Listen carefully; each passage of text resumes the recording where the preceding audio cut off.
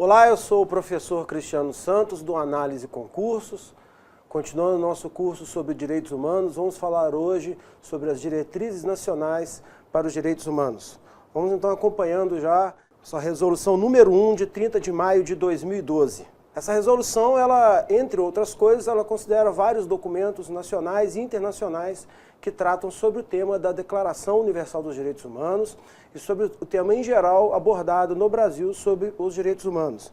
Então nós temos nela a referência da Declaração Universal dos Direitos Humanos, nós temos nela também a Constituição Federal, no capítulo que fala sobre os direitos fundamentais, especialmente o artigo 5º da Constituição. Nós temos também a famosa LDB, a Lei de Diretrizes e Bases da Educação Nacional, que serve também como referência, que serve como aquilo que dispõe e como aquilo que foi considerado na nossa resolução número 1, que fala das diretrizes nacionais para a educação em direitos humanos.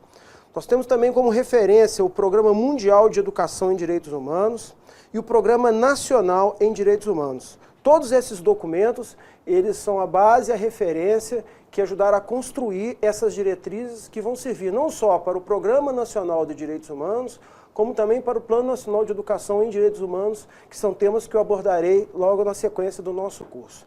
Vamos então já analisar artigo por artigo da nossa resolução.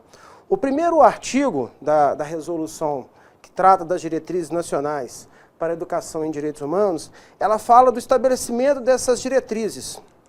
Ou seja, ela aponta quais os caminhos que se espera em relação ao tema dos direitos humanos do Brasil, mas essencialmente da relação dos direitos humanos com o tema da educação, que é o objeto de estudo nosso aqui nesse curso. Vamos então, na sequência, falando do artigo 2º das diretrizes nacionais para a educação em direitos humanos.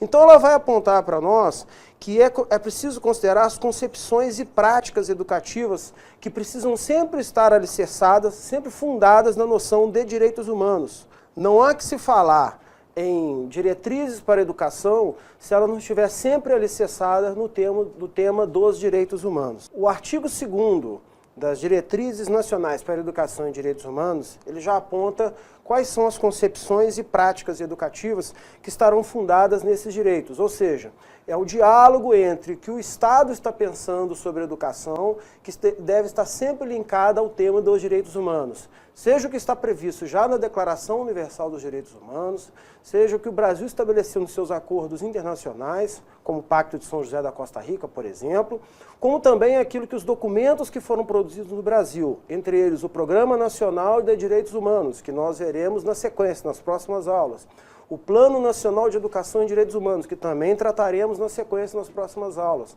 como também a própria Constituição, que alicerça todos esses documentos nacionais. Vamos acompanhar na tela, então, a sequência dos artigos dessa resolução que fala sobre essas diretrizes.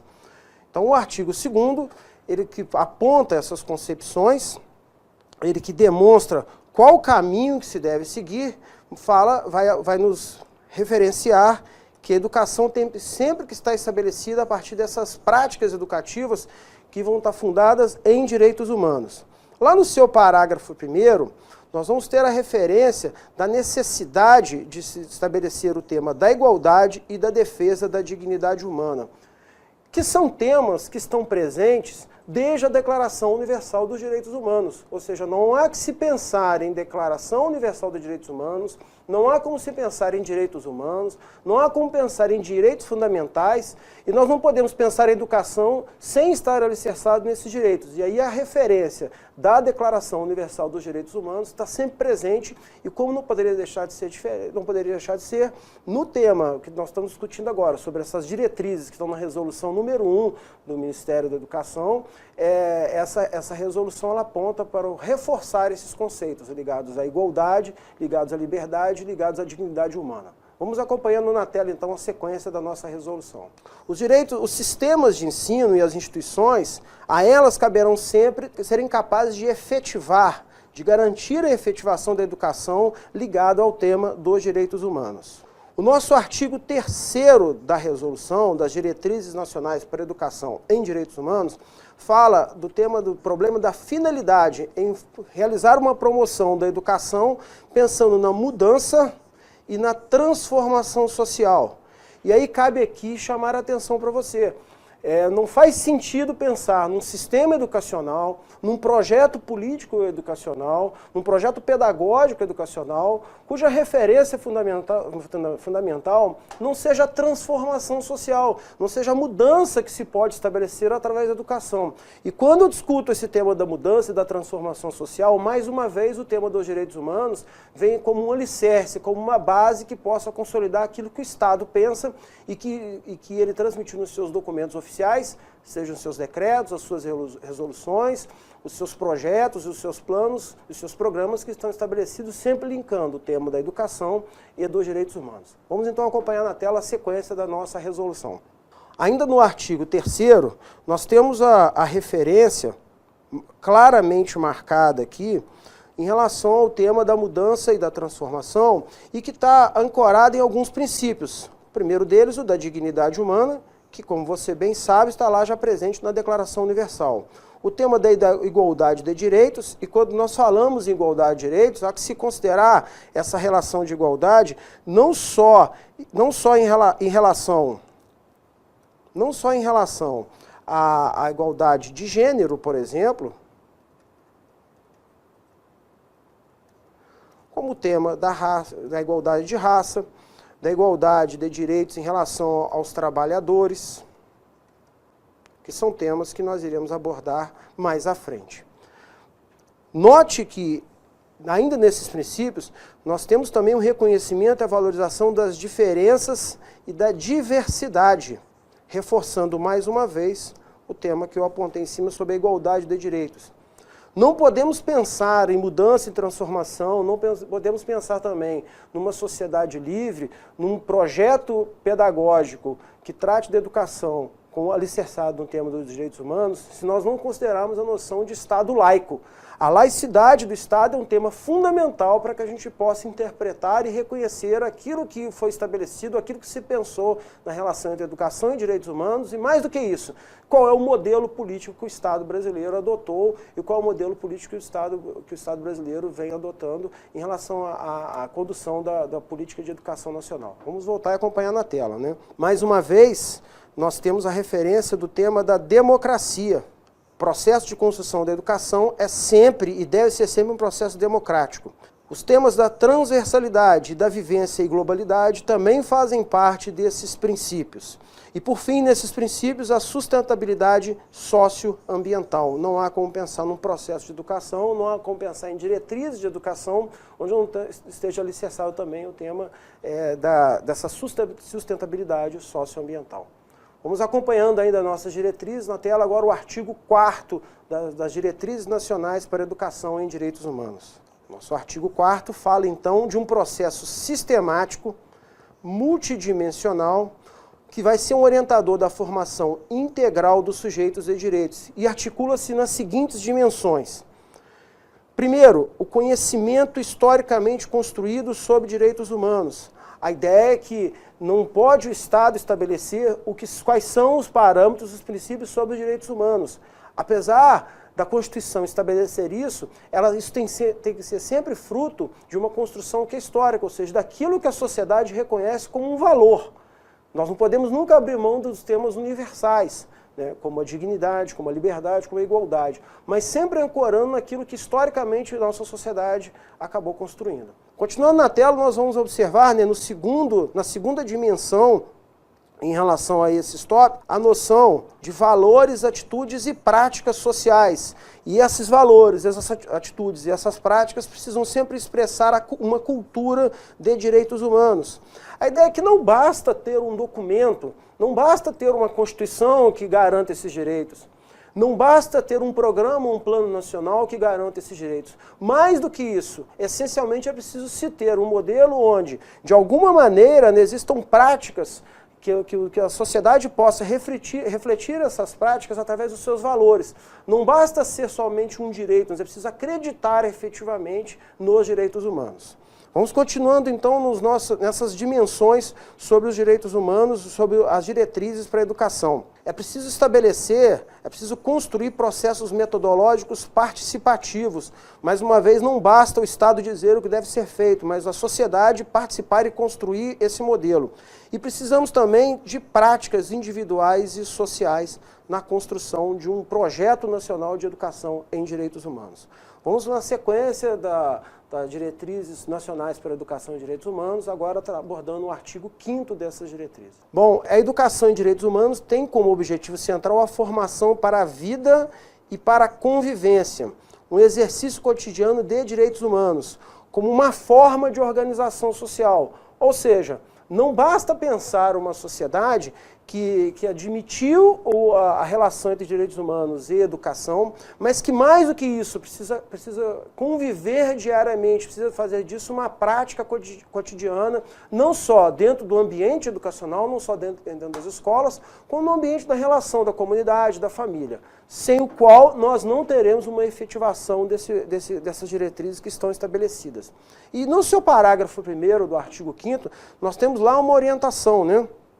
Nós temos um mecanismo que vai nos orientar sobre os sistemas de ensino e as instituições, ou seja, como as instituições deverão se portar, o que se espera, qual o papel que as instituições de educação, seja ela na educação básica, seja ela na educação básica fundamental, né, seja ela na educação superior também, qual o papel delas no momento de difundir e de contribuir na construção de uma sociedade que valoriza, que vivencia e que valoriza a noção de direitos humanos. Na sequência, no parágrafo 2º, ainda no artigo 5º, nós temos a ideia do estabelecimento de conselhos de educação. A ideia de que o Estado vai assumir essa ideia da construção desses conselhos. E eles é que vão definir as estratégias de acompanhamento das ações de educação em direitos humanos. Ou seja, esses conselhos de educação, eles não podem ser formados somente por membros do Estado. Não é uma perspectiva que somente o Estado poderá ter um mecanismo próprio estatal, mais do que público, né, estatal, que vai definir qual é a política nacional de direitos humanos. O Estado, construindo junto com a sociedade, criou, estabeleceu e apontou quais são as suas diretrizes, mas cabe à sociedade também participar nesses conselhos. E aí nós temos os conselhos no âmbito nacional, no âmbito federal, os conselhos estaduais e os conselhos municipais, que não são objeto desse curso que nós estamos tratando aqui, não faz parte, inclusive, do seu edital. Mas é importante que você busque informações sobre a criação dos conselhos municipais, dos conselhos estaduais de educação e dos conselhos municipais e estaduais de direitos humanos, que vai ajudar você a entender como é a participação da sociedade civil. Vamos na sequência, então, acompanhando aqui na tela comigo. O artigo 6º, ele fala, portanto, que essa construção, que a ideia da educação em direitos humanos deverá sempre ser considerada na construção de um projeto pedagógico, dos seus projetos pedagógicos, ou os PPPs, dos regimentos escolares, ou seja, é preciso ter uma participação importante das escolas. As escolas não podem simplesmente receber aquilo que o Estado estabeleceu, receber aquilo que o Estado estabeleceu como diretriz, mas as escolas podem essencialmente ampliar a discussão sobre o tema dos direitos humanos também, e considerando as suas particularidades, evidentemente. Nós temos ainda que considerar os chamados planos de desenvolvimento institucional, PDI, os programas pedagógicos de curso, especialmente nas instituições de ensino superior, né? Todo curso de ensino superior tem lá seu projeto pedagógico, e seu projeto pedagógico, segundo essas diretrizes, deverá sempre contemplar essa noção de direitos humanos. Seja através de projetos específicos, de disciplinas e conteúdos, seja através da transversalidade, enfim, existem vários mecanismos para você admitir essa noção de direitos humanos também nas instituições de ensino superior. Avançando então nas nossas diretrizes nacionais para a educação em direitos humanos, nós temos o artigo 7º, eu quero te chamar para acompanhar na tela todas as características e os detalhes desse artigo. Bom, primeiro nós estamos falando aqui claramente da inserção de novos conhecimentos, a inserção de novos temas, né? Tanto na educação básica quanto na educação superior. E elas vão estar pautadas pelas seguintes questões. Primeiro, a transversalidade que eu acabei de falar. Nós podemos pensá-los através de conteúdos específicos, seja de disciplina que já existe ou de disciplina que vai ser criada nesses cursos. Isso pode ocorrer de maneira mista, combinando a transversalidade e a disciplinaridade. Mas pode acontecer de forma pura também, ou seja, disciplina específica sobre direitos humanos, pensando na educação superior. Por exemplo, alguns cursos já oferecem a disciplina de direitos humanos, notadamente os cursos de direito, o que não impede de outros cursos, não só de área de humanas, mas que também possam oferecer disciplinas específicas em direitos humanos, ou, se optarem nos seus projetos pedagógicos, abordarem isso de maneira transversal ou correlata com algumas outras disciplinas. Vamos seguindo então com as nossas diretrizes, eu te convido para acompanhar novamente na tela. Para a gente finalizar as nossas diretrizes, o artigo 8º fala na orientação da formação inicial e continuada de professores de educação. Então não basta ter somente um projeto pedagógico.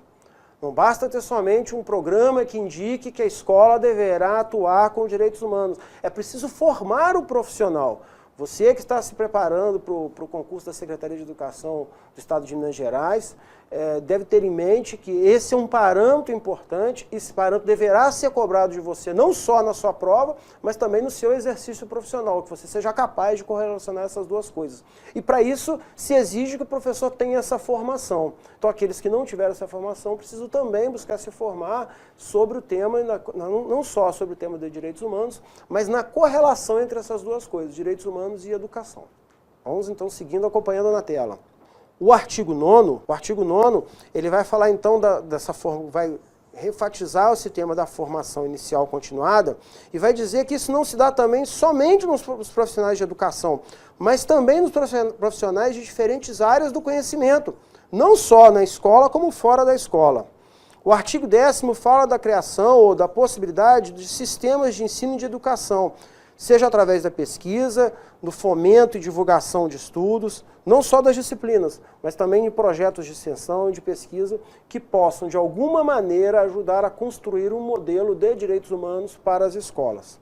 O artigo 11, ele vai falar da criação e da possibilidade de se estabelecer uma política de produção de material didático e paradidático relacionados a direitos humanos e educação, ou seja, algum tipo de incentivo, algum tipo de mecanismo que o Estado possa, Estado no âmbito federal e no âmbito dos estados e dos municípios, que possa criar incentivo para essa produção didático-cultural, para essa produção de material que possa atender ao tema de direitos humanos e de educação. E para finalizar as nossas diretrizes, eu te convido para acompanhar o artigo 12, que fala que as instituições de ensino superior, elas deverão então estimular essas ações de extensão, ou seja, não só através de disciplinas, não só através da pesquisa dessas instituições, mas também através de ações de extensão, que possam definitivamente envolver a comunidade. É importante que a gente pense que a escola não pode ser somente a sala de aula, a relação entre professor e aluno dentro de sala de aula. O aluno traz toda a sua bagagem para dentro de sala de aula. O aluno traz seus problemas, a relação com a sua comunidade. A gente sabe que muitas escolas estão inseridas em comunidades com graves problemas de violência, graves problemas do crime organizado. Então nós temos também que pensar como se dará essa inserção desse aluno e como se dará esse tema entre escola, direitos humanos e educação, mas estendendo sempre para o ambiente que o aluno está relacionado. Sobre as diretrizes nacionais para a educação e direitos humanos, é o que havia para ser dito, ela é uma resolução que indica o que o Programa Nacional de Direitos Humanos e o que o Plano Nacional de Direitos Humanos devem conter. Nas próximas aulas, nós discutiremos aqui sobre o Programa Nacional de Direitos Humanos e ele vai apontar a aplicação daquilo que essas diretrizes estão sinalizando aqui. Eu aguardo você na próxima aula.